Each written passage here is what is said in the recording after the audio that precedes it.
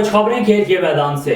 بھارت میں جاری cricket world cup 2023 میں بنگلہ دیش اور نیوزی لینڈ کی ٹیموں کے درمیان میچ آج کھیلا جائے گا۔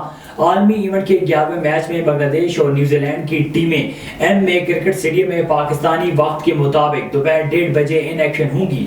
دونوں ٹیموں کا یہ تیسرا میچ ہے۔ واضح ہے کہ ورلڈ کپ کے پہلے 2 میچوں میں کنگز نے کامیابی حاصل کر رکھی ہے، جبکہ بنگلہ دیش ایک میچ جیتا اور دوسرے میچ میں اسے انگلینڈ کے ہاتھوں شکست کا سامنا کرنا پڑا۔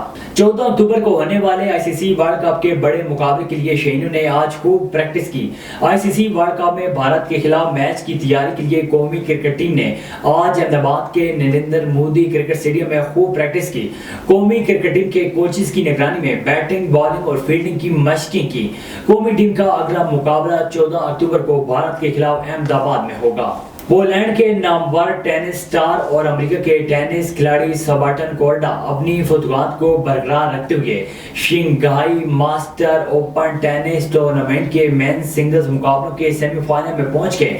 چین میں جاری اے ٹی پی ایونٹ میں کھیلے گئے آج مین سنگل مقابلوں کے کوارٹر فائنل راؤنڈ میں ہیوبرٹ ہرکاز نے سخت مقابلے کے بعد ہنگری کے فیبان مارزون کو 4-6، 6-1 اور 3 سے ہرا کر سیمی فائنل راؤنڈ تک رسائی حاصل کی۔